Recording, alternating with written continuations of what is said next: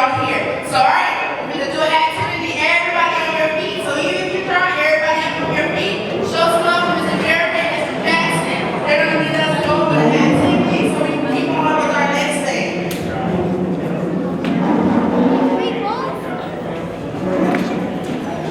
Who here has played rock, paper, scissors before? Let's go. So we're gonna play a twist of that. It's called evolution. All right. So everyone starts out as an egg, and you've got to find another egg. Then you play rock, paper, scissors. So I won. Now I'm a chicken. Now I gotta find another chicken. Since he's a chicken, so now I play rock, paper, scissors. I won. Now I'm a dinosaur. And then you go on to ultimate being. Well, what happens if you lose? So we'll try it again. So we're a chicken.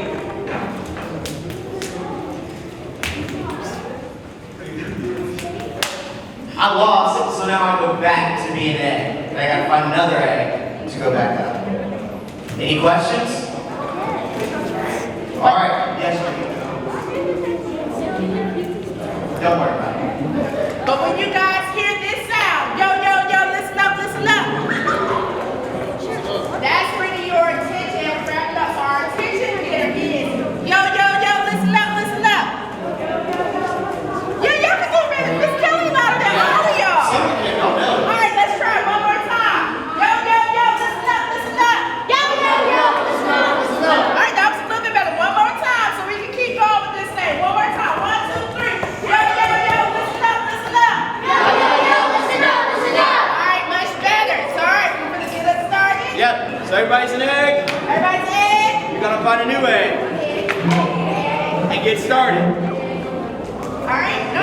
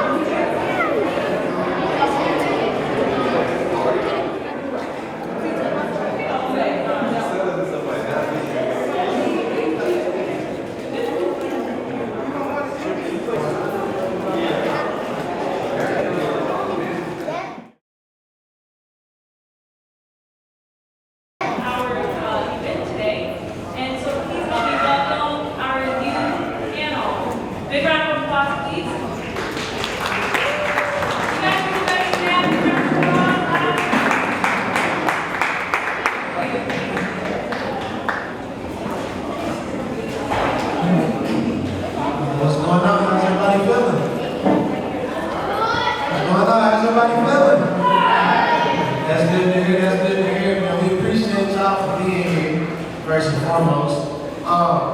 So this is the youth panel. We heard from the professionals and the subject matter experts. But honestly, I think the real experts when it comes to school are the people who go to school every day, right? So the experts are y'all. The experts are the people up here who go every single day. A few things for the people on the panel is a few ground rules for any panel that I'm on. One, the right answer is the answer that's true for you. Right, so what we're looking for is not perfectly refined anything. What we're looking for is just you telling your story, your experiences, and sharing your thoughts. That's one. And then two, just be as honest and open and vulnerable as possible. And that's it. And everything else we good to go. How y'all feel? Y'all good? Alright, so we're gonna go down the line and introduce myself. My name is Elliott. I work for Metro United Way, and I'm also a youth mentor in the community. So I graduated from Central High School in 2016. So I'm getting a little old out there, you know, getting a little old. But so we're gonna go down the panel and have everybody introduce yourself, just your name, your school that you attend, your grade level, or former grade level, for those who just graduated. And also why this panel was important to you, or why you on the panel. We'll start with Love, and we're gonna go down to the next one. Okay, my name is Love Eden. I am a 17-year-old. I'm a senior at Dupont Manual's Y-Pass. I'm a musical theater major. And I love advocating and just being out there and being an activist. Hello, my name is Nicolette, Josue. I am 18. I just graduated high school from Marion C. Moore. And this is important for me because I think we all have a story, and I want to tell my story because, you know, I've been through a lot, and I'm pretty sure you guys don't go through a lot because they're all kids, and yeah. I'm Keshawn. I'm a senior at Central High School. I'm the vice president of Law Magnet. And it's important to me because I think the picture we got to put something down. So putting my foot in the door and just having a voice is very important. I'm Rocquemorde. I just graduated from Moore High School. I'm 18 years old, and I'm up here because I really want to make a change for my community and My name is Destine, Chandler. I graduated Middle High School in 2016. I am 26 years of age, and I am very passionate about this topic. I'm currently at Campbellsviile University, and I want to be a family resource teacher. So I'm just very excited about this and very passionate about teaching kids. Alright, so, and again, for me, it's important because I think often when we have these conversations, the conversations are driven by numbers. But numbers don't tell stories. People tell stories. So in order to really have a conversation that affects everybody in this room, we have to hear stories from the people that it affects the most. Right? So that's why I think it's important to be here today. So the first thing we're going to talk about is we're kind of going to work backwards from the last panel. We're going to start with student achievement because I think that's a topic that everything relates to, all the policy and everything. Starts with student achievement, right? That's the ultimate goal is to have students achieving well. But as Dr. Kumar Rashad said earlier, achievement is really something that we don't even have a true definition of. We judge it by test scores and numbers, but again, so many of our young people, so many of you all in this room, y'all graded something that doesn't show up on the lab test. Y'all are amazing and talented and brilliant, something that doesn't show up on a reading score. So the first question I want to ask, so just to talk about student achievement, there's a few factors that affect it. So having quality instruction, so school choice, socioeconomic conditions, school resources. The JCPS addresses these guys by just targeted programs, enhancing the training that our teachers go through, and trying to have a curriculum that's very diverse and inclusive. And they try to have some innovative strategies, community partnerships, and all of these things that they spoke to earlier. But before we even talk about what JCPS is doing, I want to hear from you all. As students and former JCPS students, what does student achievement mean to each one of you? Or to whoever, so you all don't have to answer every single question. If a question resonates with you, feel free to answer. So the first question is, what does student achievement mean to you? Student achievement, all those say there's really no definition to it. I feel like it's what just being better than who you were yesterday. Just be yourself. Most of the time we race and try to get the best scores on tests and try to get the best letter grade, but who are you? Don't let no grade define you. Be who you are and just try to be better than what you were yesterday. Student achievement for me personally, being a college student, is showing up even when I do not feel like showing up, pushing through, whether it's things that you go through life personally, just trying to be the best version of yourself and to achieve academics. I want to say student achievement to me means define what people think you can do, because only you know what you can do. So if people think you're not educated because you go to this kind of school, or you don't know what you're talking about because you're like 13, don't let them say that, because you know what you can do and you know what you can talk about. So do what you know you can do. So a common thing that I heard is one, just showing up, right, being consistent. That's a big part of what I heard Destiny say, is just showing up even when you don't feel like it. We call it discipline, right? It's easy to do the right thing is easy. But what do you do when it gets difficult? What do you do when it gets hard? That's when we grow, and that's when we get better, and that's when we really achieve, right? And then Keshawn, I think I touched on something important. It's being the best version of yourself that you can be.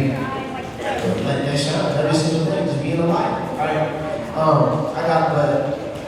part of how we judge it is grades and test scores. We all know, I think on the spectrum, performance peer students and parent students, I think we can all attest to the fact that grades don't define everything, right? You have some people who have amazing grades that really don't try that hard. Have some people that have great grades, but they're not really growing as a person. Then we have people who may struggle academically and do well on tests.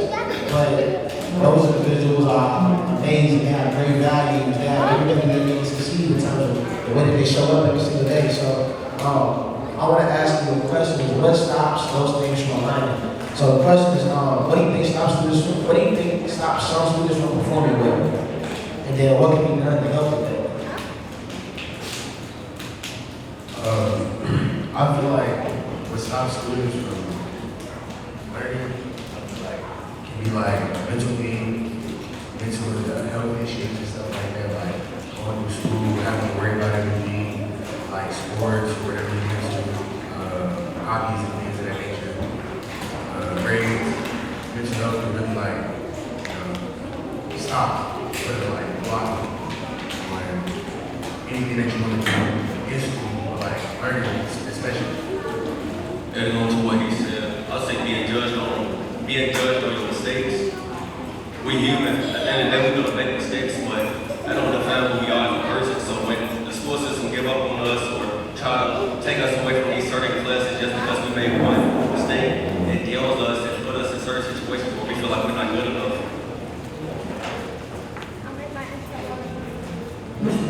I would agree with what both of them said. I feel like it's mostly pressure and shame. Because when a student is learning, they feel like comfortable. They're not gonna like mess up as much as they would if they were being pressured to get good grades, or if they're like shamed for not getting good grades. So, and I feel like we can help that by not setting a high standard for your children or for your people around you that struggle with getting good grades. Like, they know what they can do, as I said before, so let them set their standards.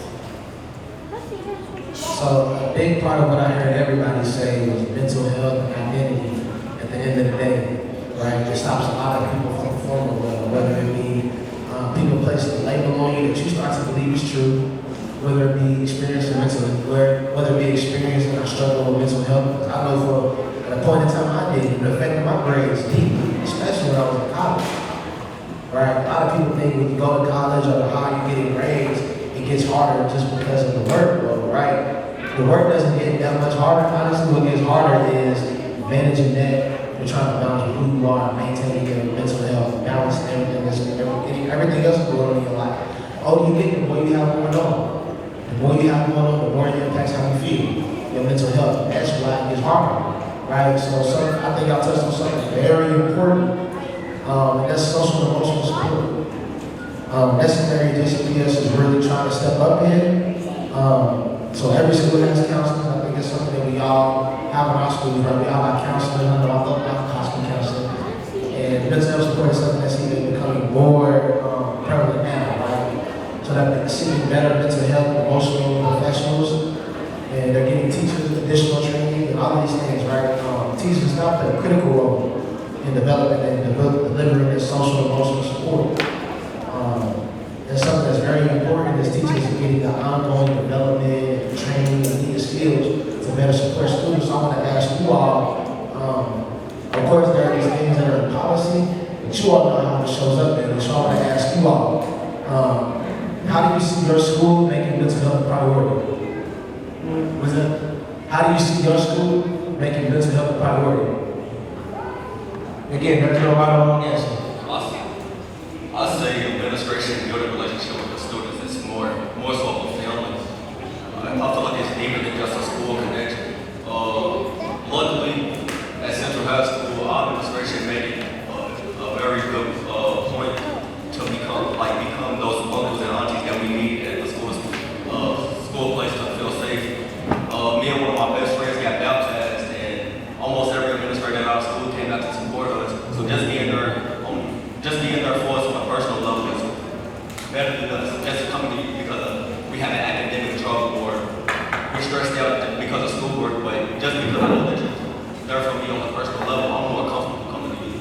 I'm more willing to come to you about my problems that are going on at home, and I feel safe now.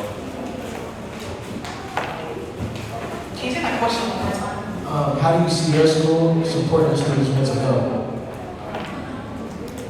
Can you be honest?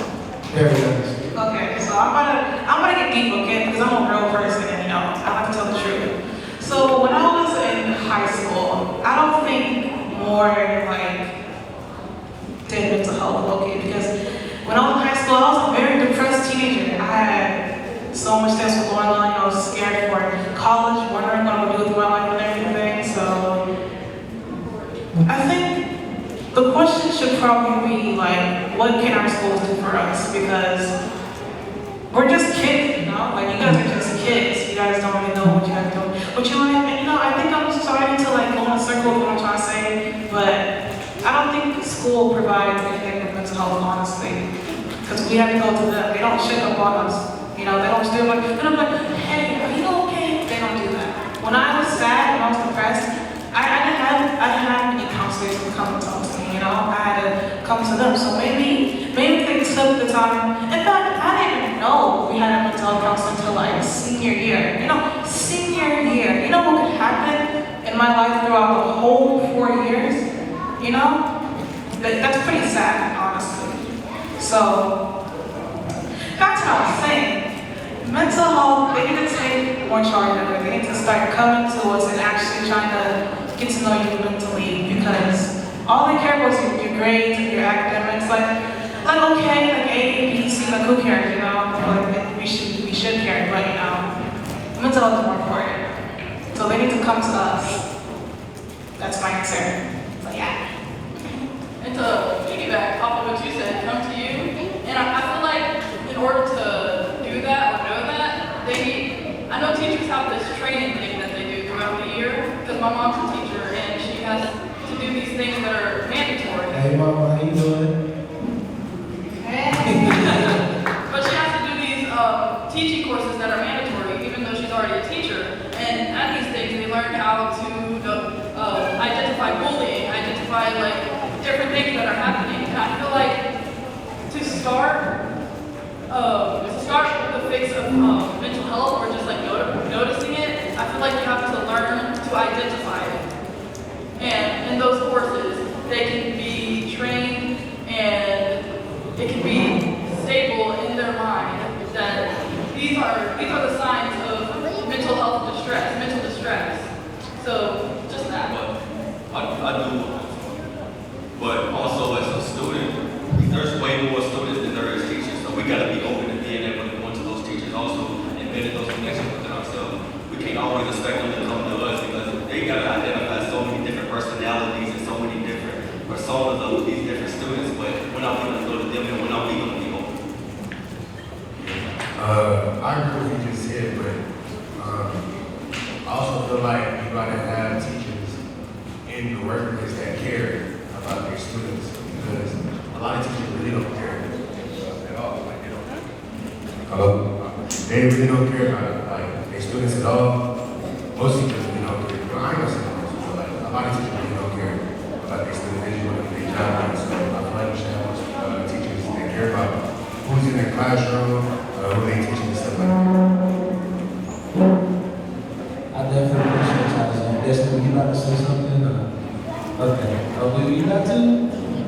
Well, as somebody that's going to school to become a teacher, I think it does start with a passion inside you and the application that you have as well. And I also do agree that it does start with the students, but it starts with the teachers and it also starts with the administration. Then when it starts with administration, it has to start with the district. So I think that there's levels to it. And I also think that there should be more resources in the schools because like she said, she didn't even know that there was mental health available. And I also think it starts with the principal as well because the principal is responsible kind of for that school. So I think it just has to do with everybody all around. I definitely feel you on that. And I think y'all really touched on something that's really important too. And that's just feeling like they care. So Keshawn, I think what you said is valuable. I think Keshawn, what you said is valuable about feeling like you should be able to go to your teachers. And I also feel what y'all said about the teachers trying to be somebody I feel comfortable going to. Right? So I think the question is how do we create that space? Joy, and I think what y'all said is very valuable in the sense that, sometimes I don't feel like it is important. Sometimes these resources are here, but honestly, I didn't even know they were present, right? So, I think the question is how do we make it to our students feel comfortable talking to? So I coach wrestling. Something I do every single day is every young person that I see, what's going on, how you feeling? I give them a hug. How you feeling today? When I walk into the room or when they walk into the space, every single one, I'm making a point. And a lot of them, they may say, I'm doing okay. And then I pick a little bit, just okay. What can make it better? What's going on? So I intentionally ask questions that people don't ask me very today. A lot of my students have told me that, thank you, because I haven't been asked that question ever. Most people say, how you doing? Never how you feeling. So sometimes it takes us a little bit of attention. That's all it takes sometimes to really make a difference.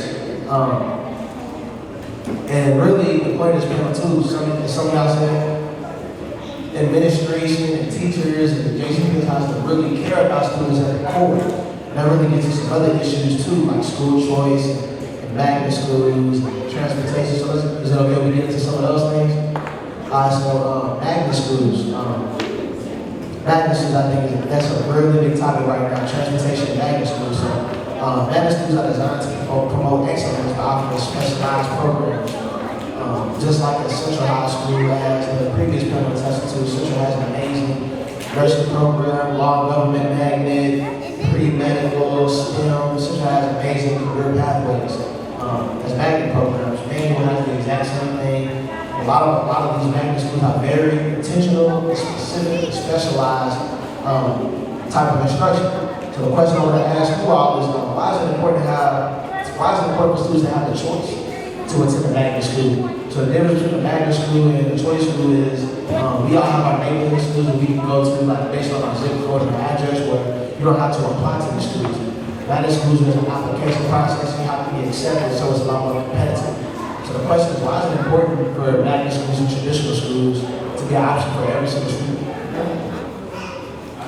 I think it's important for every student to have an option to go to a magnet school if they want to. Is just based on like what they want to do in their life. Like kids have dreams and stuff like that. So if you want to be a nurse, a doctor, it's kind of like as you grow up. You should have a choice to do what you want to do, and magnet schools provide that for everybody. So I think you should go to everybody for that reason. And I 100% agree with that. I feel like people choose magnet schools because they know what they want to do already, and even then it'll change sometimes. So when they choose these schools, they know what they want to do, and the schools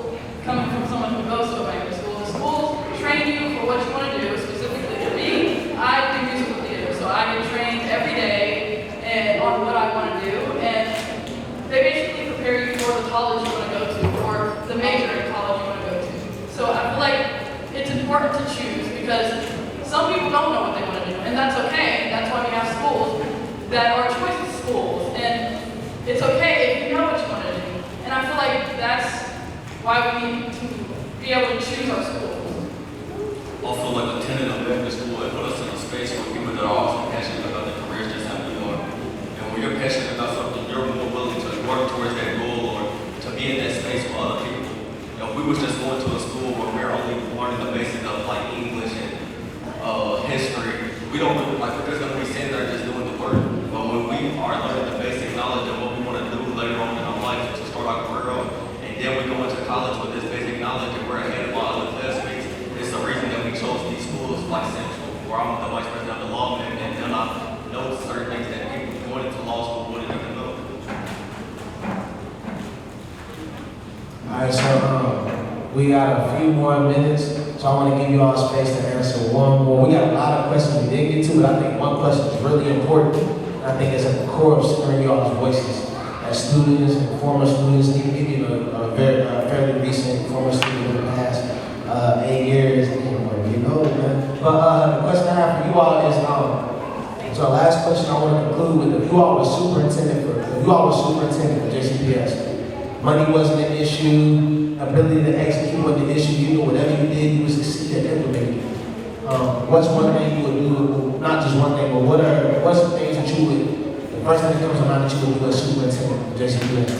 Okay, so I've already said this to a few of the people I've interviewed, or I've been interviewed by, but I'm gonna say it again because I mean it. So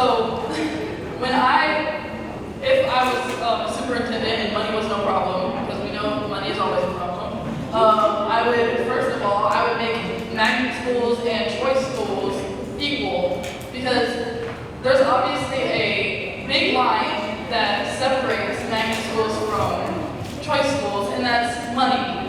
So, and also teachers that care, because teachers always want to go to the magnet schools. Teachers always want to go to the schools that are better, that are good. So if we stop the stigmatization, I don't know if that's a word, if we stop the stigma from normal schools, then we would have equity for each school, and we wouldn't have to worry about our student going to a bad school or our student getting into fights at this bad school.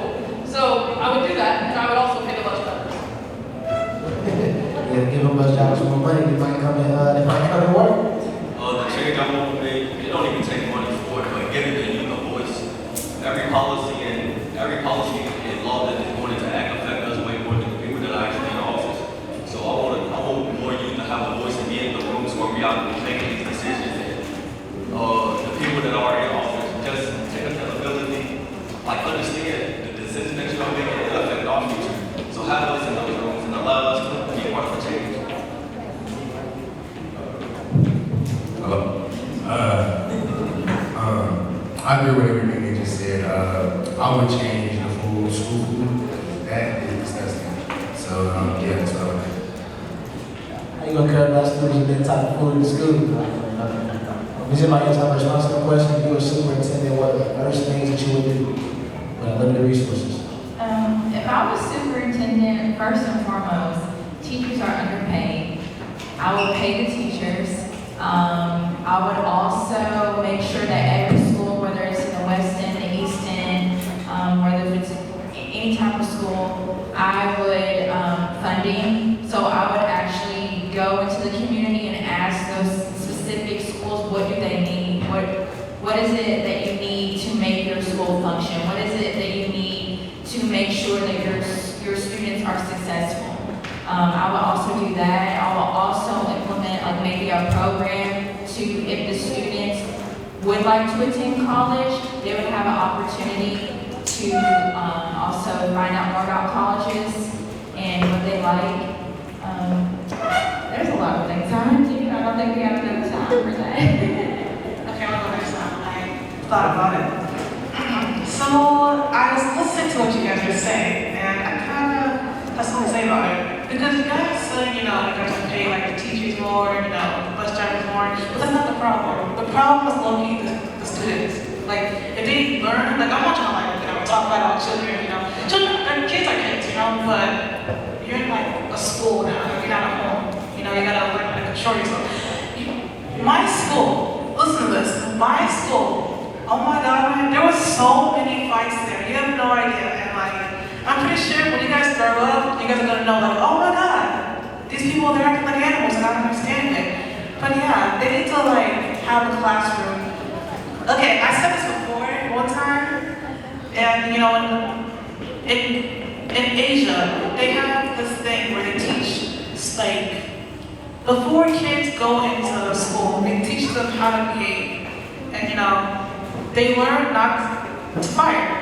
And that's the problem, because buses, it's not the bus driver, it's literally the kids. Like, my bus, oh my God, my bus, man. Someone threw water at me for literally no reason. In fact, it wasn't like me directly. It was like they just threw it.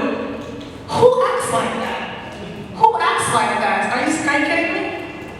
Are you kidding me? Who acts like that? So maybe if they teach kids how to just like calm down, everything's okay, just do your work, you know, learn how to control your emotions. Because it took a lot for me. I wish someone taught me that. I made so many, and I'm talking about, I don't care. I made so many wrong decisions without knowing how to control myself. And I think if I learned that as a kid, my life would have been great. I mean, it's great now, but you know, it would have been great back then. So I think teaching kids how to control their behavior will be amazing. So yeah. Definitely, I think all of y'all touched on some very important things. Nicolette, I think what you said was very valuable too, about just teaching them. Really, as superintendent, you would teach young people how to manage emotions. You would create a structure to do that. To conclude the panel, I'll tell you what I would do. The first thing I would do is convene people who can be very intentional about creating spaces and taking notes. The second thing I would do is go into spend about 2 to 3 months going into every single school and gathering every single student in the school into a room, no teachers. And the third thing I would do is just listen. It's hard to tell. For me, it's hard to say what solution I would implement without knowing what students think the issues are too. Of course, I have my thoughts, but we have to be intentional about listening to the voices of students because again, we rely on data so much to make every single decision. Man, numbers don't tell stories. I'll keep saying this. Numbers do not tell stories.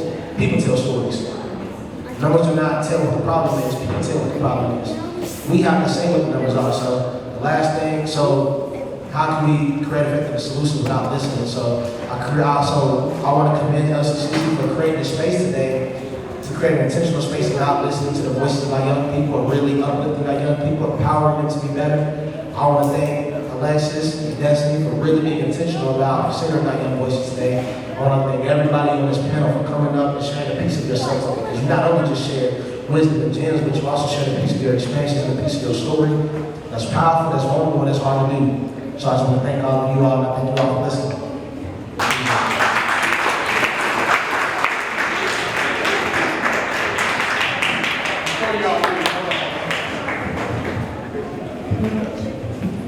Yeah, we're going to get a group picture. Give our youth panel a hand. And before they all left on this, make a report, a very special presentation. First of all, I want to thank each one of you guys, the young people that are here. Thank you all for being with us today. I see some of you multitasking. I see people making art and conversations. But I realize one thing for sure. This experience that you're having today will have an impact on you one way or the other. And one of the impacts that I hope that will happen is that you will see yourself in a leadership role one day, like these 7 individuals that are here. And so this is all about youth empowerment, right? And we have these, don't leave yet, don't leave. Don't school you too over here.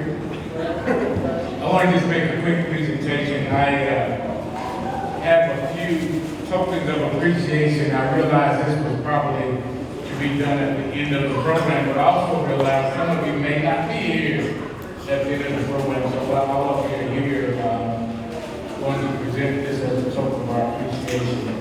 And I also want to thank all of our planning committee, everybody part of this planning committee. I promised the team of the planning committee that we were going to do a follow-up event as a post-summit wrap-up. And we're going to do that. And when we do that, we're going to acknowledge everybody who helped to organize this. But before they got away, I want this youth panel to understand our appreciation. First of all, I want to acknowledge Elliott Jr. for being a great leader today.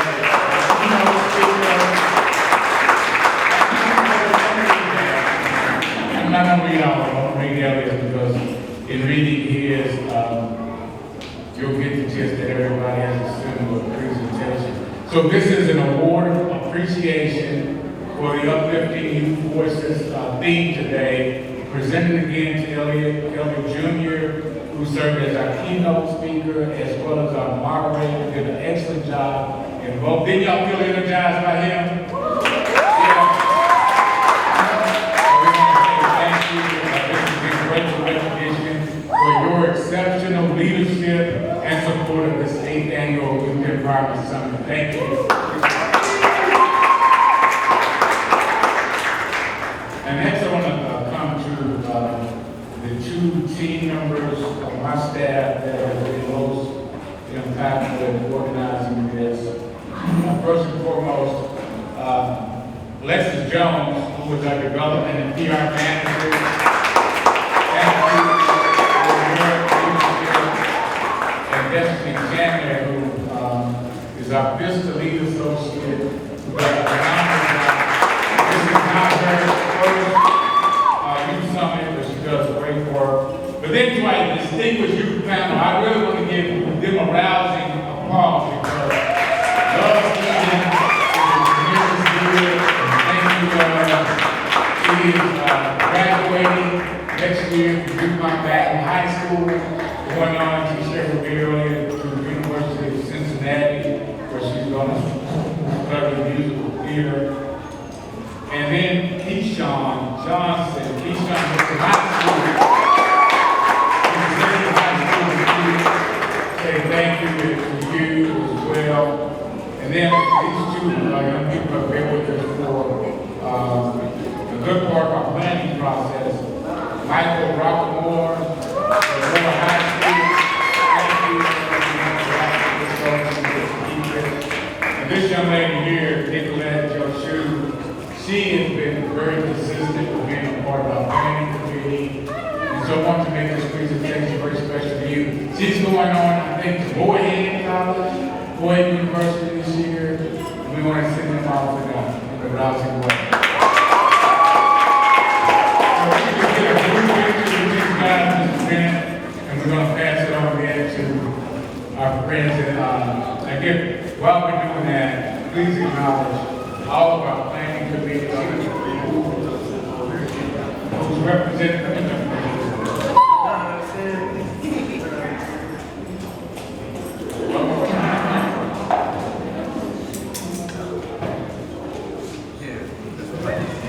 Thank you guys. Thank you so much.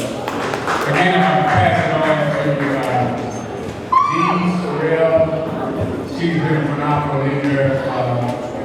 She is the director of Justice Equals and heads up the faculty program and is very much responsible for the rest of today. So we're going to turn it over to Dee and she's going to take it from here.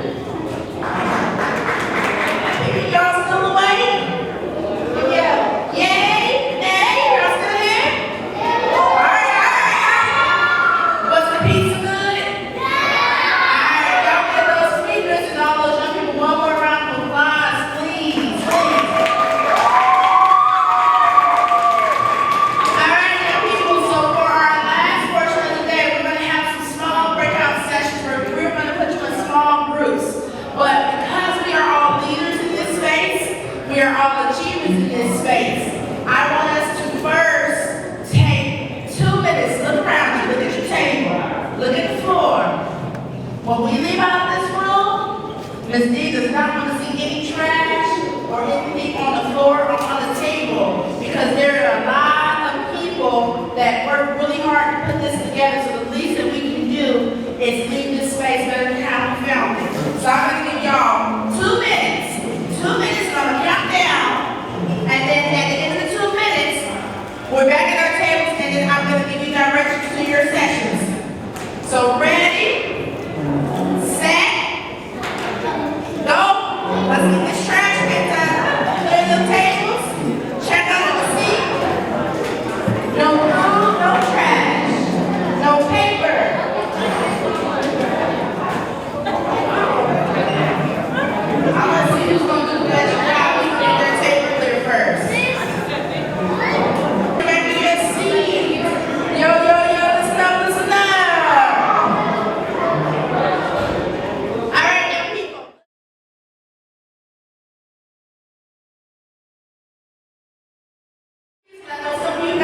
still eating. We'll get that later. So on this next session, we're going to dismiss you by your grades. So the groups are going to be elementary, middle school, and high school. So when I dismiss elementary school, I'm going to be dismissing you to this room next door. And that's going to be if you're in kindergarten, first grade, second grade, third grade, fourth grade, and fifth grade. You will be on this side of the Miss Destiny. Raise your hand. You guys will be with Miss Destiny. So if you are in elementary school, in kindergarten, first, second, third, fourth, or fifth, I want you to get up, and you guys are going to come over here in front of me, Miss Destiny. If you are in middle school, you guys are going to be right across the hall with Mr. Jeremy. That's if you're in 6th grade, 7th grade, or 8th grade, right outside across the hall with Mr. Jeremy. So middle school, you may go out and right across the hall, 6th grade, 7th grade, and 8th grade. If you are our high schoolers, that's grades 9, 10, 11, and 12. You guys are going to go out this door to the left. There's a classroom right here, right outside the door. That's for all my high schoolers. Grades 9, 10, 11, and 12. High schoolers, you're going out this door to the classroom. Or middle school, head out. If you are some extra adults around who love young people, we invite you to join any of the groups, high school, middle school, or elementary school, and or help support us with this breakdown. That's a ministry also, so we thank you for your services.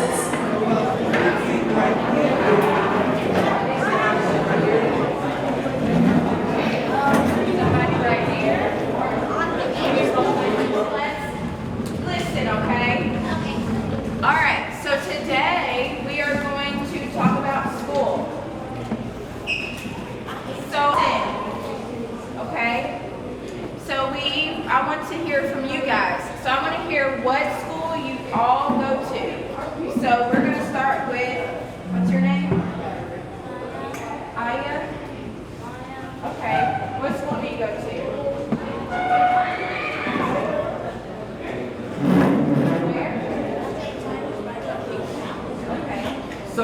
So real quick, everybody, we just gonna say your name and what school you going to. And it's a big room, so we gotta make sure we speak loud, okay?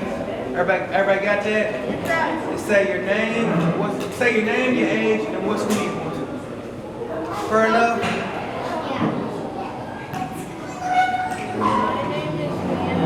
I'm 10 years old, and I am currently going to Mount Tabor Elementary, but I am going to go after this summer to Hazelwood.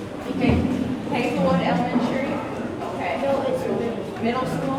Okay. Okay.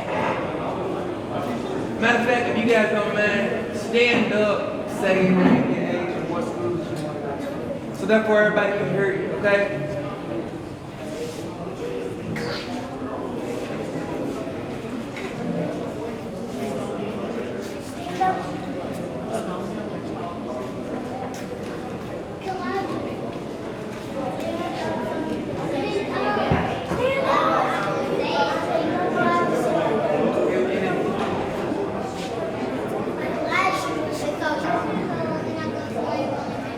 Do y'all mind standing up so we can hear y'all?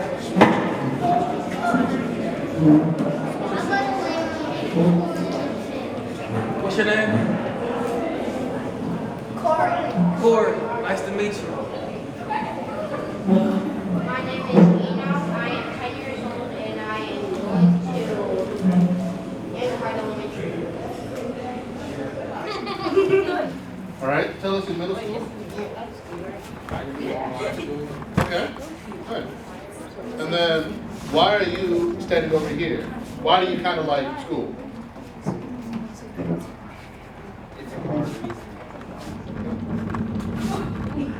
There are no wrong answers whatsoever. And then we got our friend in the middle that's going back and forth here. You gotta pick a side. You I'm right here. I'm gonna stay right here. I'm gonna stay right Yeah, I appreciate you speaking up first. Thank you. here. It's my turn. Do you have anything else you want to say? Are you good? Okay. You can take it. I kind of like school because, my name's Khalil, and I go to WV Voice. Okay.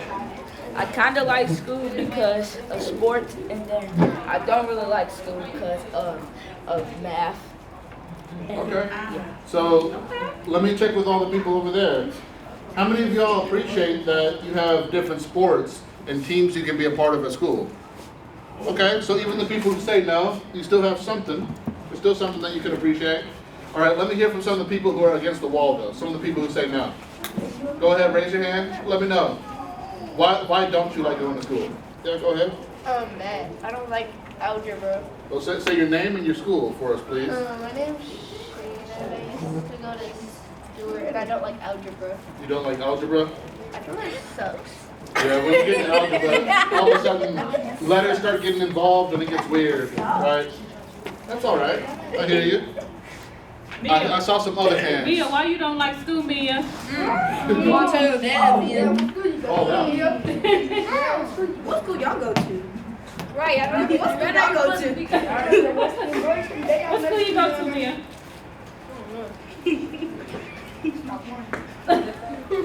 What school are you going? What school you go to, baby doll? Yeah, what's your name? Chelsea. Chelsea. What school you go to? I can't hear you, baby. I'm going to Hudson. Okay. Why you don't like school?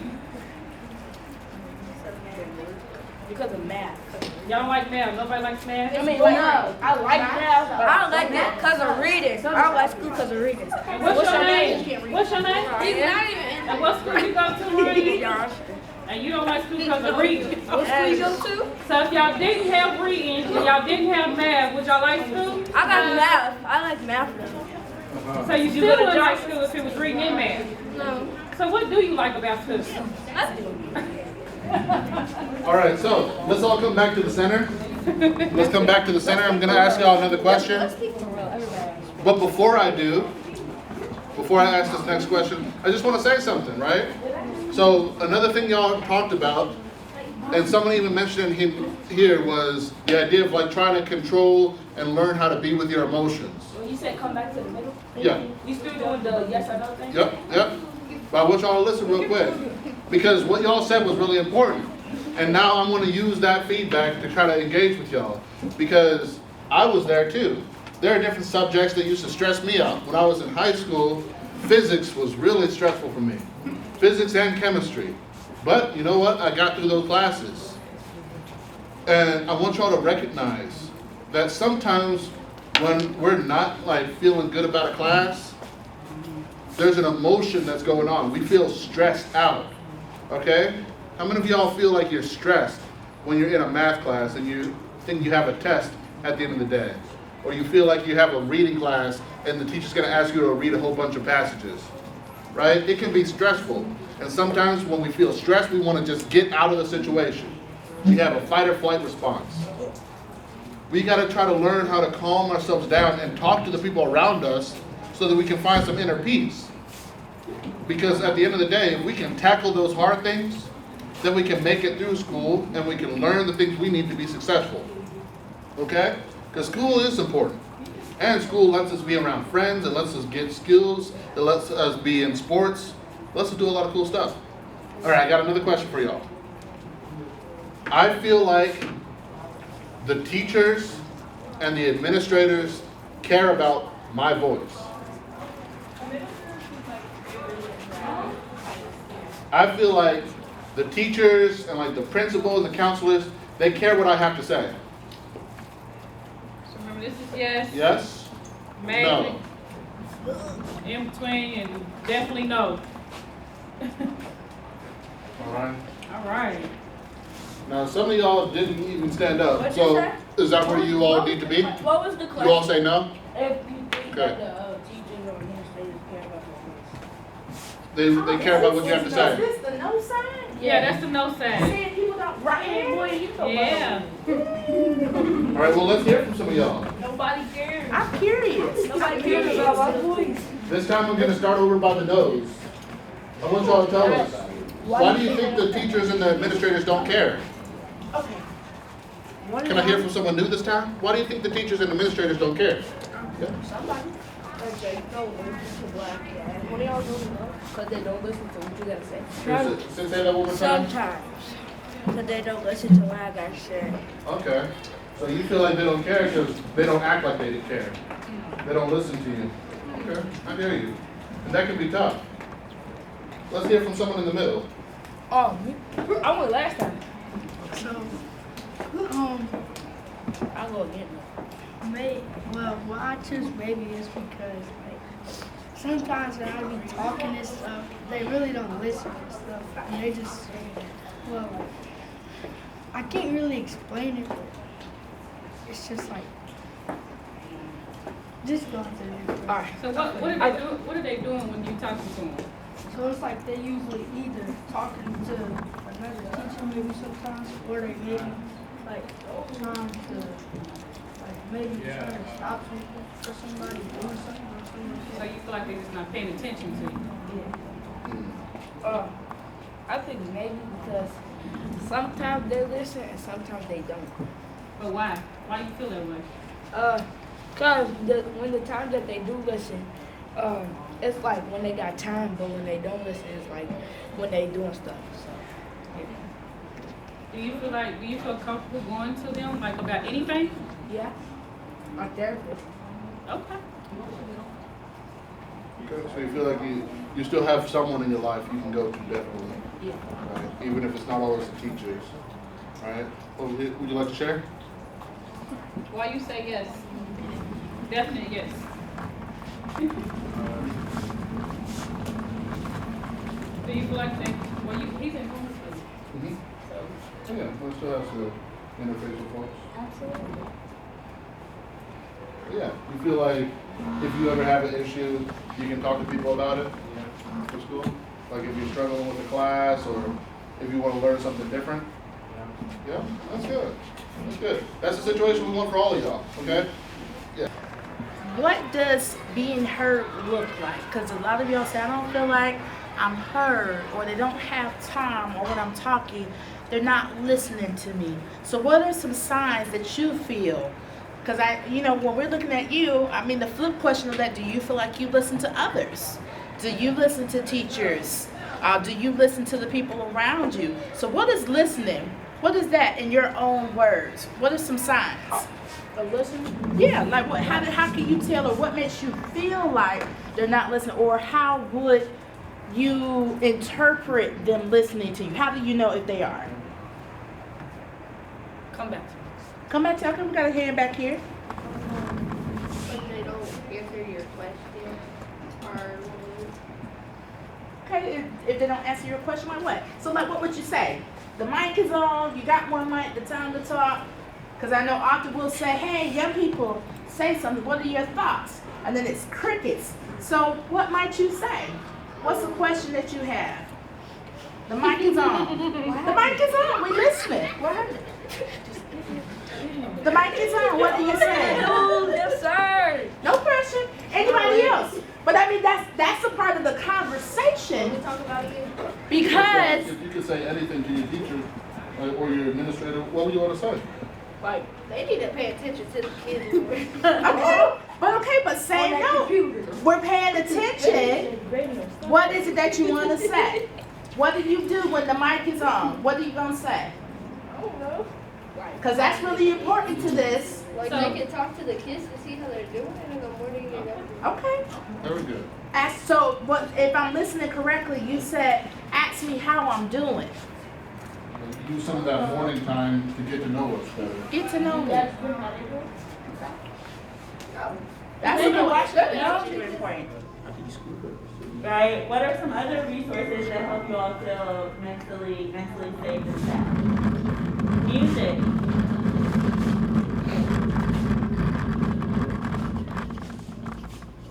Alright, do you all create playlists? You've got a playlist? Yeah, I've got a good mood playlist, I've got a go to work playlist, I got a workout playlist, right? Anything I could think about doing, reading playlist, right? What are some music that y'all put on your playlist? Who are you listening to in your AirPods? Let me see. What's on the watch? What's it say? Yeah, I know. We can see. Who's that?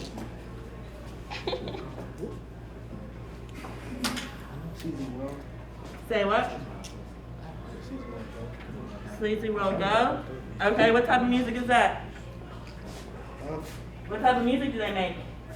Rap music? Yeah. Okay. Anybody else like rap music?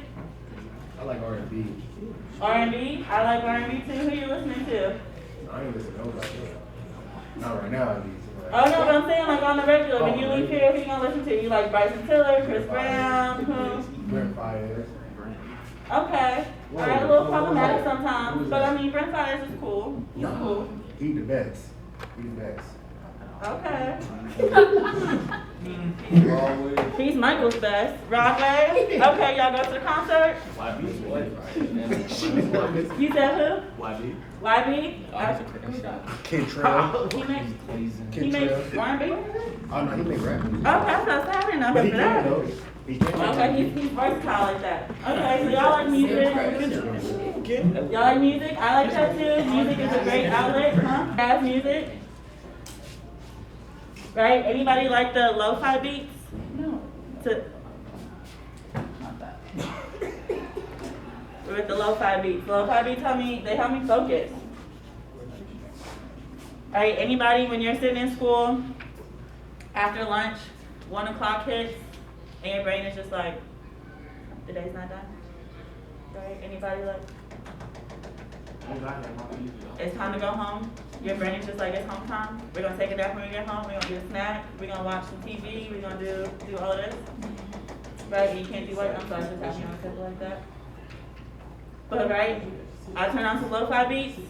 I can zone in for at least another hour or two. Right? So you got fidgets, food, music. What are some other mental or some resources that help you all's mental health? Art. Sports, art. Yes. Those physical activities. Right? And art can be a physical activity. You can get your body moving. Right? Art, sports, those are definitely great outlets, right? To have that team member or teamship, right? It's great for our mental health, working with others, right? What are some things, I know, Nicolette, when you spoke on the panel, I don't mean to call you out, but you did speak to this, right, that your school experience was that you felt you weren't checked in on enough, right? Can you all maybe speak to how adults can do better for you all, right? We can definitely get funding for fidgets, right? We can definitely talk about meals. I know, Michael, you talked about bettering school food, right? We can advocate for that. Listening to music, a lot of y'all have your headphones and AirPods in kind of throughout various points of the day. Right, your art and sports outlets. What are some things the adults in your sphere, right? Whether that's your classroom adults, your school educators, right? Your at-home adults. Me as a random community member, right? I have nieces and nephews that I care a lot about, so I want to make sure that I'm offering as much to them as I can offer. Right? What are some things that we can do? Checking in, and what might that look like? You good? Are you okay? Okay, so when responses are, yeah, I'm fine, do you need people to keep pushing past that? Where's the comfort level? What might y'all recommend? What's an entry point to that? Okay, so you got people checking in? That's awesome, I love to hear that. Right, but how can we suggest to adults to go about that? So.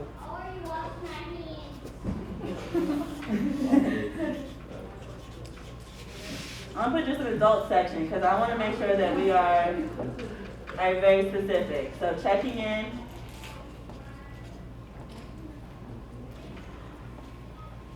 Right. What else?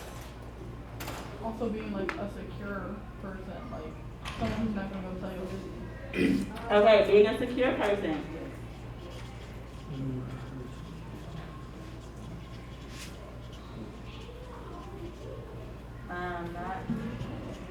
Not gossiping. Right, but I do want to say there is a difference with some of the things that you all share with adults, right, there are certain things that we do have to take to different levels, right? If there is someone who is a harm to you, we've got to get other people involved. If there's the opportunity that we feel that you may be a harm to yourself or someone else, then there are times that we have to get other people involved, right? If you're just really sad that your boyfriend broke up with you, that's a conversation we can have, right? But if you go into, again, any of that harmfulness with yourself or someone else, right, then it does need to be taken up to the next level, and that is a part of being a safe adult, right? It's helping you all navigate through some of those issues, because you're not alone, right? And we're not alone in navigating some of those problems, right? And it's not safe always to do so, okay? And building those relationships does take time, right? What are some things that you all appreciate, or how do you all know an adult is safe? What are some things you look for in a safe adult?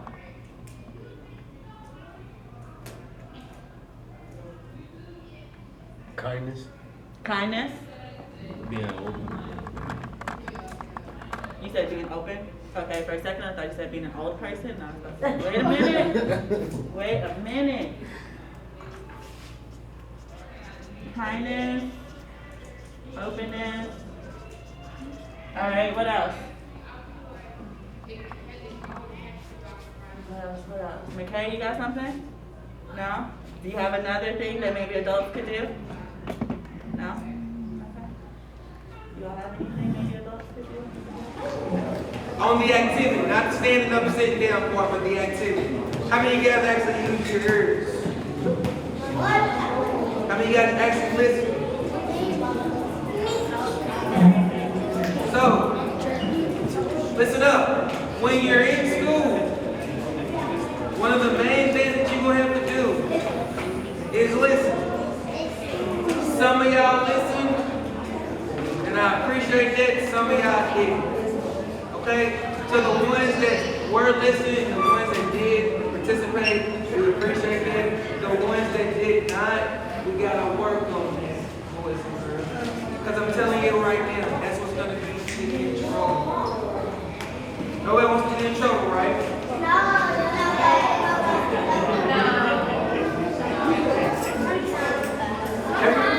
Raise your hand if you want to be successful. Raise your hand if you want to be successful.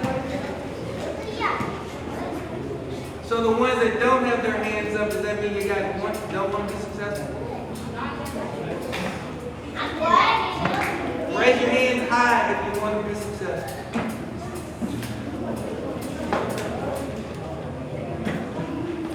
So I'm going to end on this note.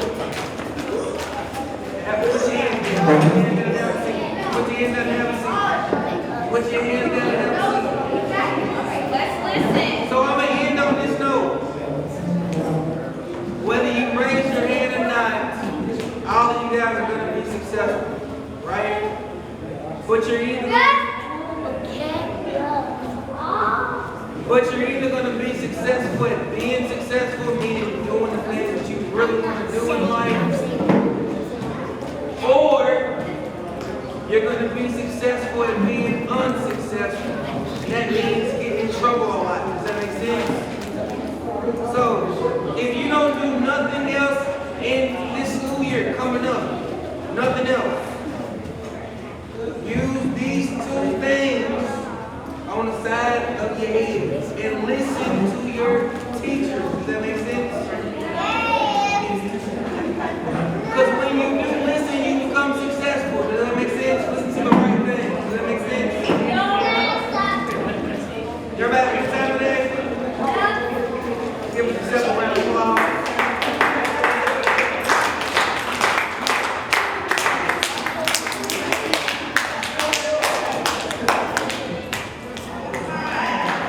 If you can hear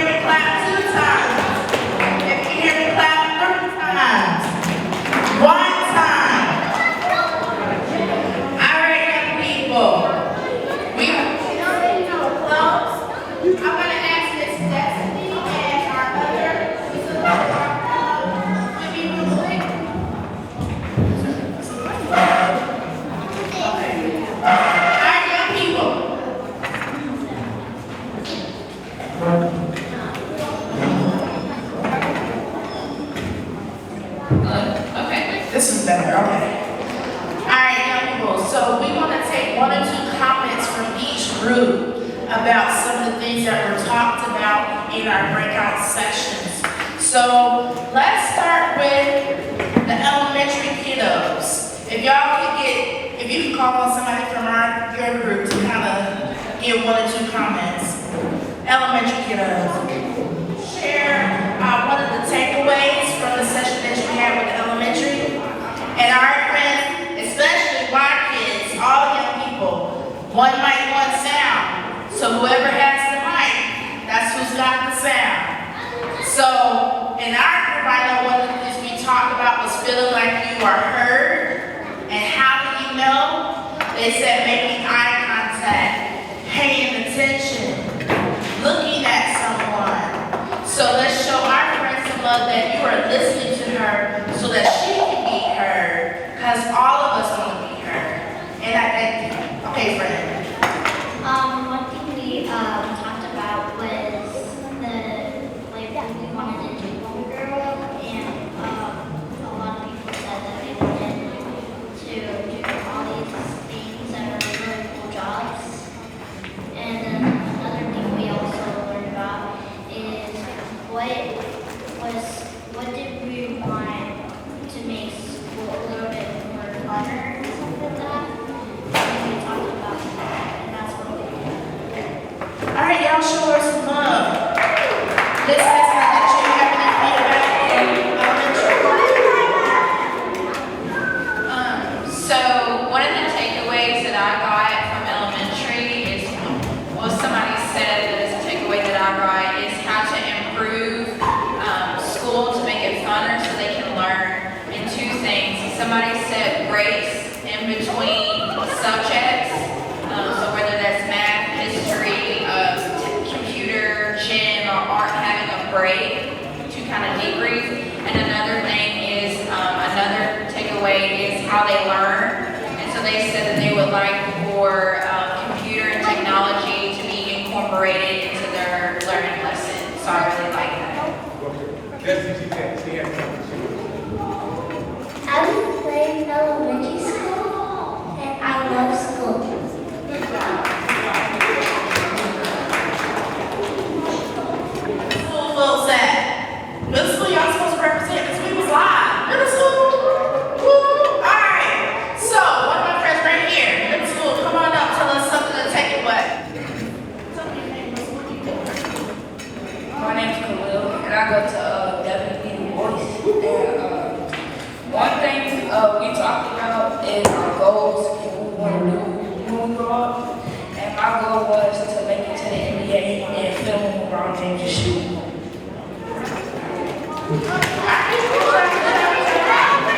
Alright, one more middle school friend. 1 sound.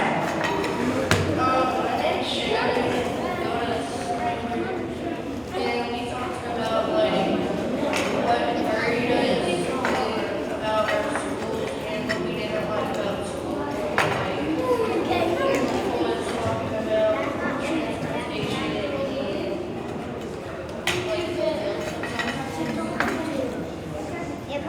Y'all show them some love. From the adult perspective, the middle school kids had a lot of good things to say because one of the things that stood out to us was the young people talking about safety. Raise your hand in the room if you feel like when you go to school you feel safe. Right? Raise your hand. We all should feel that way. Raise your hand if you think when I get on the bus and go to school that might be a little bit scary. Getting on the bus I've never been before. So those are important things that you guys have to contribute to the conversation. So middle school, great job. So we had our person for high school.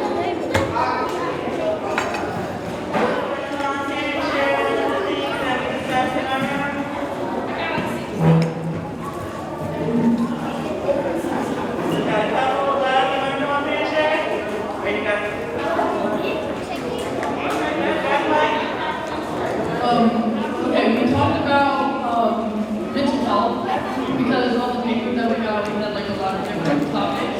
We chose mental health and mental health, so that was really fun.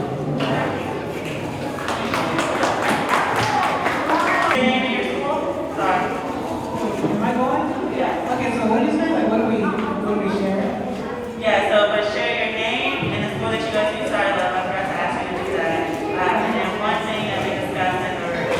Okay, my name is Nicolette. I graduated from Moore, and I'm going to Morehead. And we talked about what was comfortable to like hold on to those and stuff like that.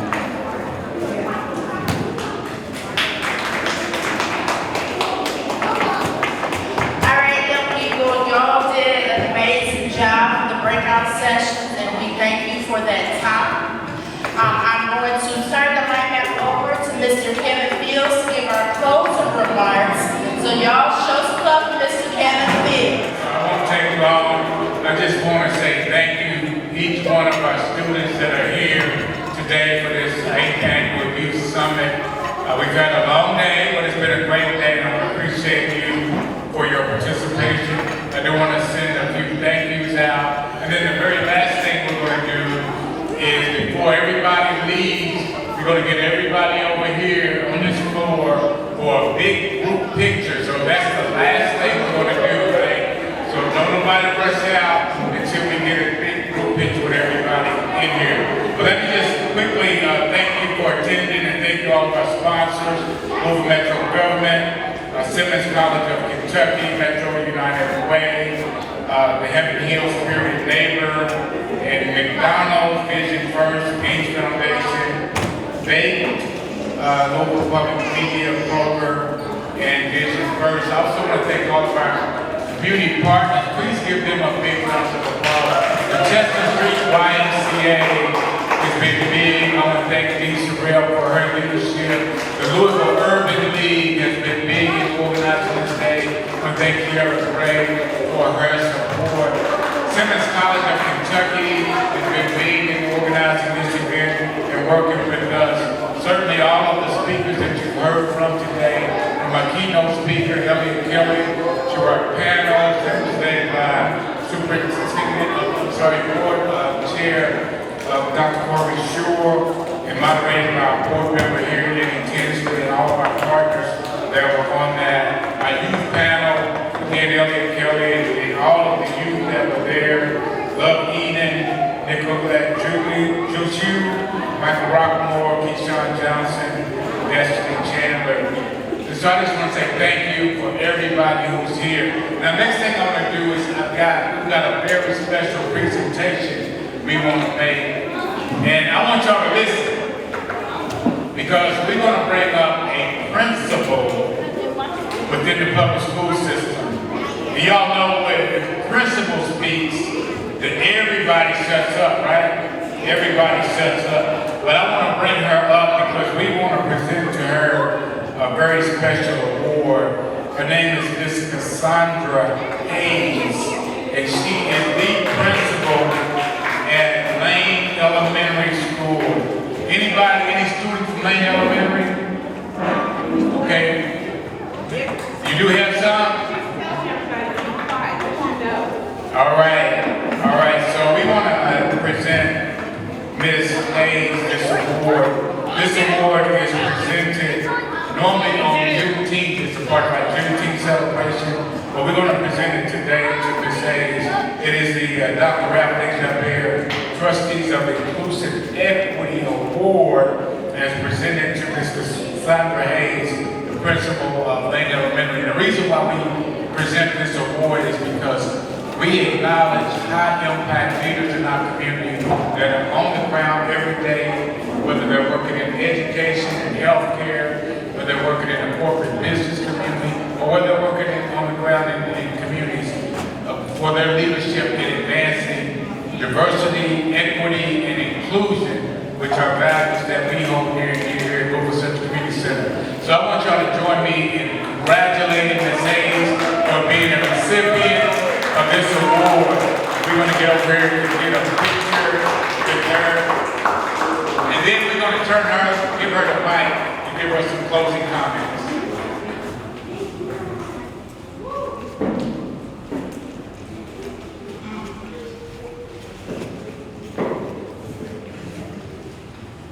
Well, it sure is quiet in here now. I am so happy to be up here, and I am not going to take a long time because I know you all are ready to go, and I know how it is. You guys got a 2-minute span here, and I was looking at the list over there of things that you all said that you wanted to do to improve school, and I was like, okay, we can take breaks in between learning. And then my kids at my school learn on computers all the time, and I give out lots of rewards. So this for me is a reward, so I'm happy, but I wanted to take just a couple of minutes if I could to share. I wasn't sure if I was going to speak to adults or kids, but since I'm here, I'm going to refer to you all as young, excuse me, ma'am.